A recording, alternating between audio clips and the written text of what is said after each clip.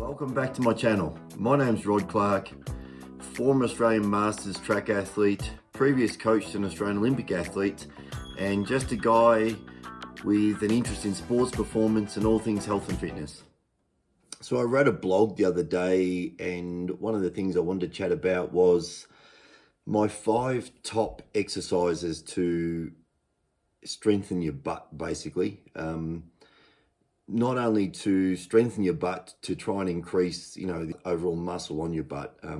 As we age, the one thing that tends to happen is we lose a lot of muscle bulk in our butt, and as a male in our legs in particular. Even though we might actually start to put on weight in our butt, the overall muscle starts to deplete. And that's for 2 things. One, we stop using our butt. We get very lazy, and in the way we tend to stand up and sit down. And one of the things you can notice about people is when they sit down, you stand up, and instead of actually being able to lower themselves down, this flopping sensation tends to happen. And I recall chatting to a friend of mine years ago, and his girlfriend had that classic, and I said to her, watch her sit down on the sofa. She just can't actually lower herself down. She just drops down. She's actually switched off her glutes altogether. And it becomes a problem with a lot of people. I've got an athlete at home I used to work with, a very good athlete. He actually went to the Olympic Games in the Winter Olympics for Australia in the bobsled team. And he's, got a massive butt. His glutes are huge, and he still can't switch one side on. So we get these triggers that actually turn that off sometimes. And the firing, the correct firing sequence actually starts to switch off. So it's also something we need to work on. But look, I'm not going to ramble on about this too much. I do have a post which I'll link to below, which you can actually go and read in more detail. But just quick 5 exercises, and I'll post some links to some videos of these. Not my videos. I've actually gone around to YouTube and picked up some people that I follow, and just other videos that have done a good job explaining these exercises. But number 1, the reverse lunge. I started to do these again some time ago. I always used a forward lunge, and I noticed my knees were starting to get quite sore from forward lunges. So I started to use reverse lunges, and I instantly noticed how much it fired my glutes up.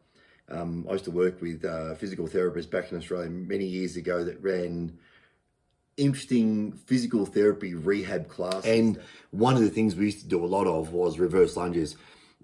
A reverse lunge with a toe tap at the back, basically, and often holding just a very soft ball out in front. And you had to keep your pelvis stable and your hips stable, and be able to actually put your foot back and just touch your toe on the ground multiple times in forward. But I love reverse lunges. They don't tend to get your knees as much.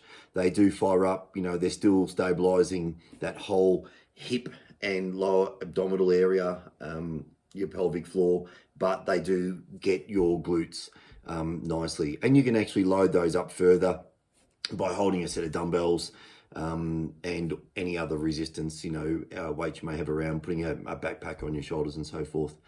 The second one, which I've listed here, is the single leg glute bridge. For those of you that don't know what that is, it's a pretty simple exercise. It's, technically laying on your back, feet bent, flat on the floor, knees bent, with your feet flat on the floor, lifting one leg up in the air so it's out straight, and then bridging up with your hips into a position so your hips are coming up off the floor. And you're just repeating that, multiple times, and each time, if you can only do one, you can only do one. If you can do 30, you can potentially do 30. Again, I'll link it to a video in that, or someone giving a good example and talking through that quite well. Squat jumps is another one I love. And I just gave this to a friend of mine the other day. The athlete I was speaking about, he's having some problems with his adductors at the moment. They're switching on all the time, and his glutes aren't actually doing majority of the work or doing that sequencing of firing. But the squat jump, you can do this hands across the chest, which is my preferred position. Even if I hold a weight, I tend to hold it here. I like to hold onto a plate and put it across my chest. I hold my hands and do squat jumps.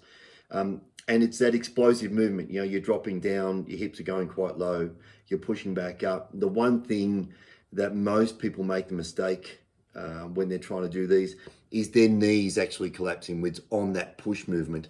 I was watching the CrossFit Games the other day, and they were doing a lot of thrusters, and male and female athletes It's more common with a female athlete because of the valgus angle of their legs that they will tend to collapse in a little bit. But men, when they get fatigued, tend to do it as well. So you need to really concentrate when you actually, in the squat jump, when you do land on the ground, that you are trying to forcefully and mentally push your knees out as you actually come back up in the air. This is not a speed thing. This is just a nice, slow, controlled thing. You will find this sends your heart rate through the roof. So it's a really good, like, hip movement. I like to use them in circuits quite a lot, but they are definitely a good movement to actually, and to fire your glutes. I mean, a lot of the stuff we're talking about here is just slow, controlled movements. This becomes a more explosive movement. So using your glutes in a more firing manner.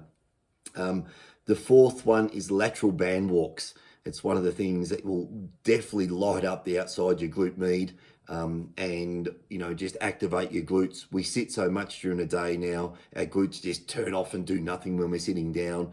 And a lot of people, when they walk with their hips pushed so far forward, so their glutes actually deactivate. They've turned their lower core muscles off and their abdominal muscles and the pelvic floor. Their hips are just dropped forward and their glutes just become floppy and soft. It's an interesting little thing to try yourself. Stand up, push your hips. So it's a term they call hanging off your hips. Push your hips into the front of your body and just hang on them, and then feel what happens to your glutes. They completely shut down. So you often see people that, they look like they've got a bigger bum and they actually don't. It's just because they hang off their hips and sit into them. If they learn to actually tilt that pelvis ever so slightly back and control the hips and the pelvic floor, their bum actually lights up and actually becomes more shapely straight away. So that's a good little trick when you're standing around. Don't hang on your hips.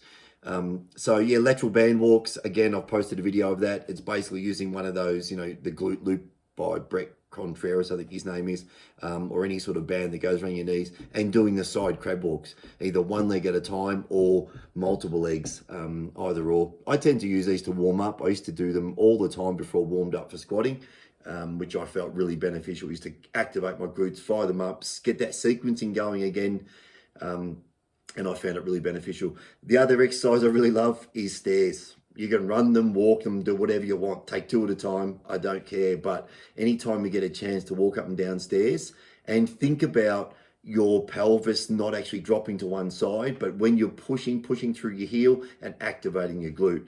Again, if you can do multiples, if you can run up and walk down, you can get 10 of those out. If you've got a local staircase, great. If it's only one you can do, that's fine as well. If you're walking up them, perfect. But any chance you get, I do recommend going upstairs. If you work in an office, and it's one thing we used to do, I worked in corporate many years in Australia, was try and take the stairs between floors. Don't jump in the lift or the elevator or escalator. Just try and jump in the stairs. So I'll post a link below to the actual blog so you can actually read it as well. And there's also some links to videos that will actually help you out in terms of the correct technique in doing these. It's just some people I've chosen off YouTube that I thought did quite a good job at explaining these. Yeah, so there's my top 5 things to do for your glutes. I just think that it's an important muscle to continue to use as we get older. I think one of the things we do, we just, with all the sitting we do today, we don't get to use our glutes anywhere near as much.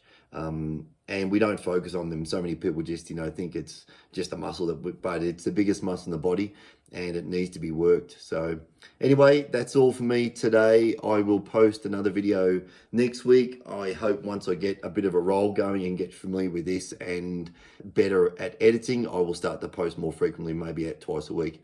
I do have a blog currently at resistancebands.usa.com, which I also write on every week, just about random stuff and health and fitness. If there's anything you want to know or any questions you have, just hit me up in the comments below and I will try and make a little video for you. That's all for now, and have a great day.